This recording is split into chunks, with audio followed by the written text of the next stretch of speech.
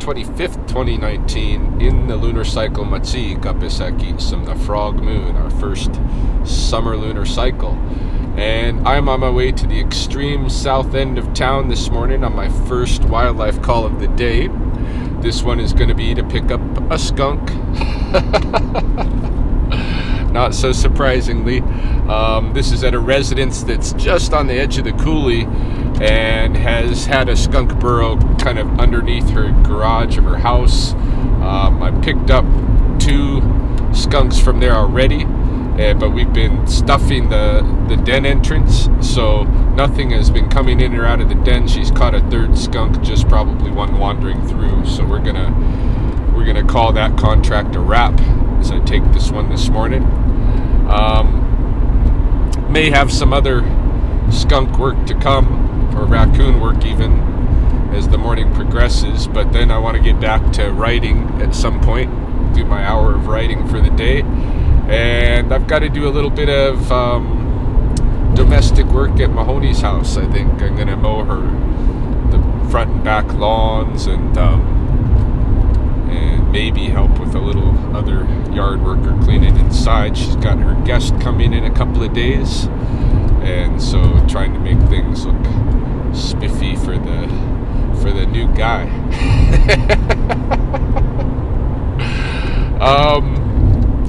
And what else? I don't know what else will come today, but those are a couple of things I got lined up. Let's go get this skunk.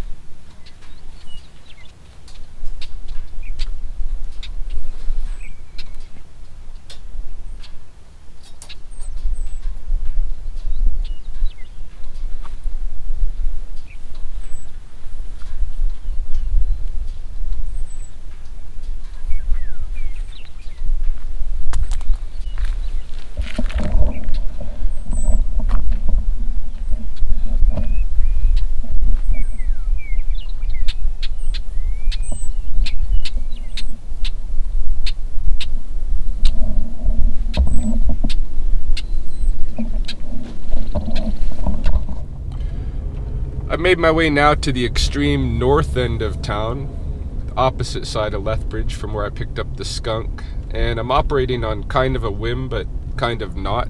I have a client out here who believes he has a family of skunks living in the insulation up above his garage. Now, it's a separate space from his attic crawl space, and last year he had a family of raccoons in the attic crawl space, and I had set up a trap there and was working with those raccoons. This winter he called and he said he thought that they were living in the insulation above the garage, and when I went to kind of inspect it, it sure enough looked like somehow raccoons were getting into the garage, climbing up, because there's some insulation torn down next to his heater. They're climbing up in there, and there's urination and stuff like that that's collected on the plastic underneath the insulation. Now, I set up a trap inside the garage because it looked like that's the only way they could have and were getting in and out. But that was 2 months ago, and I haven't caught anything. And I went back maybe a month ago to see what was going on, and at that point I promised that I would return and just go up into just use a ladder and go up into the insulation, pop my head up there and see what's happening. Now, like, that was a month ago or so, and I hadn't made well on that promise yet. So my trap is still now trapped in their garage. This is the kind of job where I wish that it just kind of went away, because I don't want to find a raccoon family up there.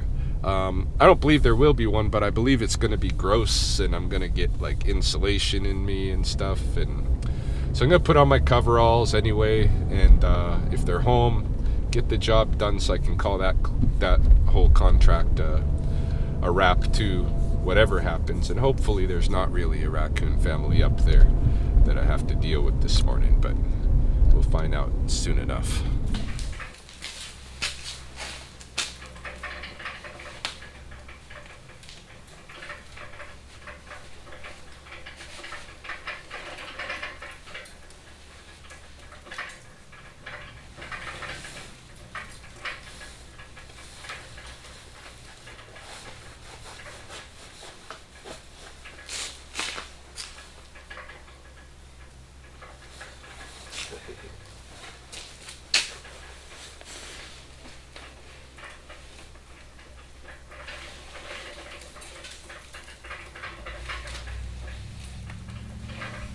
this one now so I can look in here.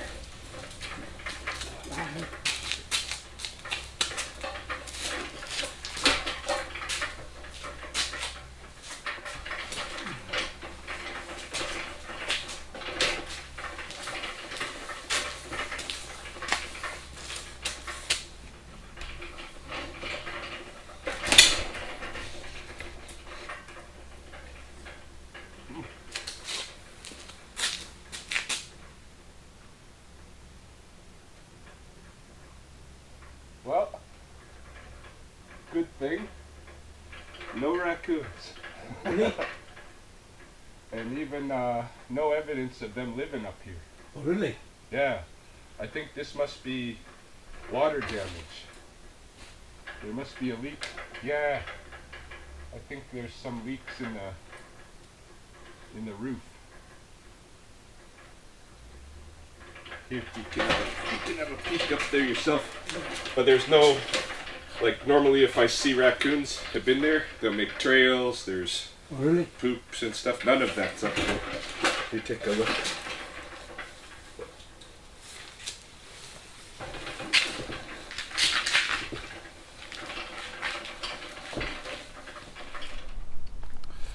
Fortunately for both that client and myself, there wasn't a family of raccoons living up above his garage, and there never had been. Yeah, poking my head up in there and taking a good look around, none of the kind of signature indications of raccoon presence were there. There was no trails through the insulation, no latrines, no, you know, family beds or this kind of thing. It was, I think it was just water damage what was occurring there. He said he'd recently replaced the shingles and stuff because he had some water damage occur in the house, but there's still something going on in the garage, and I think that's what kind of weighed down the insulation, caused some of the plastic to pop, and gave that discolored, you know, stains where we thought it might be raccoon urine. And to me it really looked like it probably was going to be the case, but glad it wasn't. And Buddy was so glad that he invited me in. Had his wife make us, what would you call it? I don't know, kind of a men's men's tea, except it wasn't tea. We had beer with some salty snacks. So she gave us some pork head cheese. She gave us this kind of a pork loaf, this salty pork loaf that she said was like all the discards, you know, after a pig has been butchered, all the discards go in and get blended in, bone and everything, into this pork loaf. And then she gave us some sweet pickles, which I don't care for too much, the sweet pickles. The pork stuff was all right. It's edible. But my favorite thing that she gave us were these radishes, these daikon radishes that she had pickled. Well, she buys them, she told me, already in a brine. Then she has to kind of dilute them down so that they're not quite as salty as they were from the brine. But she adds all these other ingredients and different hot peppers and stuff, and it ends up being kind of a nice hot radish with a light pickling flavor, a light kind of briny flavor, and really good, kind of a kimchi really. And yeah, I totally loved it. I liked it so much that she ended up giving me a jar, you know, packing me a jar to take home. She told me, you know, when you're drinking a beer, have one or two pieces of that. So had a good kind of brunch with my client. Then I went back to the apartment for a little bit, worked on editing and uploading yesterday's video, and I was gonna start maybe doing a little bit of writing, but I'd actually like to write outside again today. That was nice yesterday. However, got a snake call.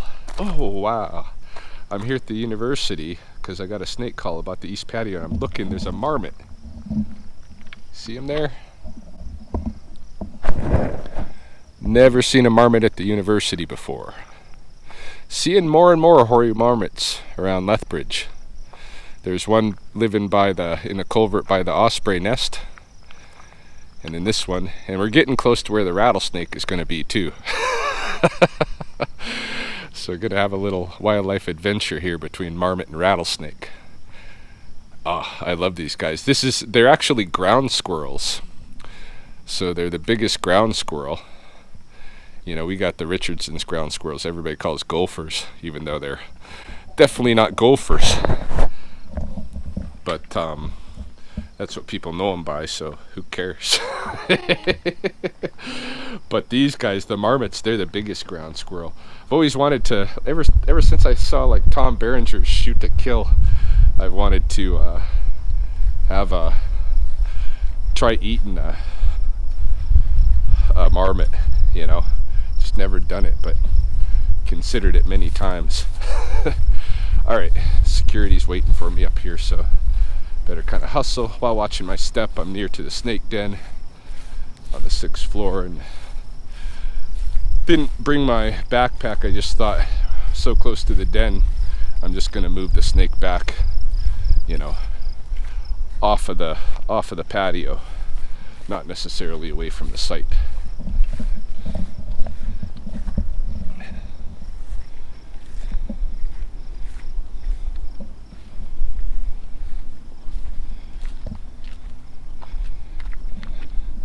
So you guys have a marmot too.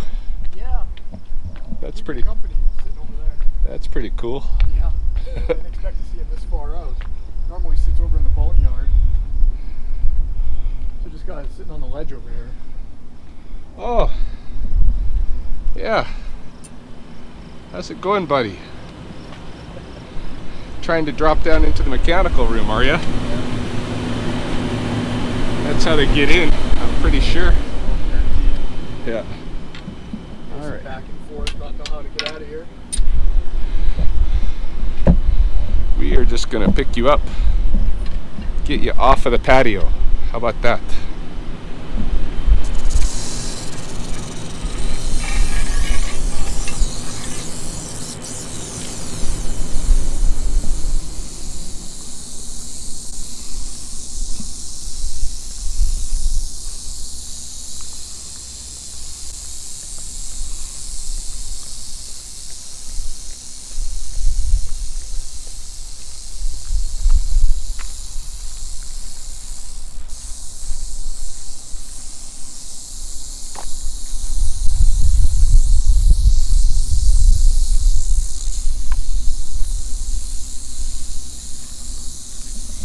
There's a few of them up here. Oh,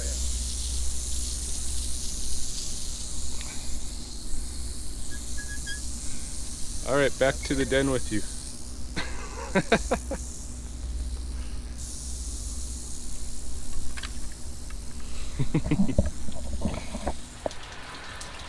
So that's about as easy as a rattlesnake job can go.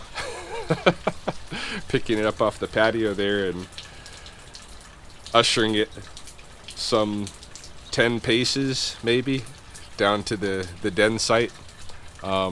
It wasn't a precarious situation. Like, it could have very easily dropped down into the utilities, into the mechanical rooms, and been just like the snake that I picked up a couple of weeks ago, you know, showed up in somebody's office. So it's a good thing that they called, but you know, that is right there at the den site, so I didn't want to move him any further than that. It was a young male, maybe 3-4 years old, not mature enough to be mating or anything like that. The couple of snakes that I saw there at the den site, well, den slash rookery, hibernaculum slash rookery, right? Because they do use that all summer long. The pregnant females, they stick around there. So I think those two probably are pregnant females that are going to stay there all summer and do their thing, but we'll see. Anyway, after I left the scene with the rattlesnake, I shot over to Mahoney's house and mowed the lawns, did a little bit of lawn maintenance and stuff, prettied things up, made sure they got some firewood if they want to make a fire or something like that out back, and then just hung out there a little bit, but wanted to get back out and do some things. I thought I might go down to the pond and hang out with the beavers a bit, but then it started raining, and I could still go out and enjoy it in the rain, but I'd have to like put on some extra layers and stuff, and I really just would rather stay comfortable in my shorts and t-shirt and hoodie at most. So I've come back to the apartment. Just gonna hang out here for a couple of hours, have some quiet alone time, and you know, that reminds me, somebody a couple of videos back, you know, suggested I consider whether I appreciate better the quiet of my home, or the hustle and loud, you know, noises of the apartment and stuff. Sometimes the apartment is actually the most quiet and isolated place that there is. Not that that's always what I prefer to be in, is quiet and isolation, but if I was seeking it, you know, tonight this is the place to be, and this is where I am, you know, for an hour or two. I'm gonna head back over to Mahoney's. It's Saturday night. That's been my ritual, to go visit Saturday night. Chelsea's working at working at Standoff and staying at her parents with the kids, so this place is just going to be quiet anyway.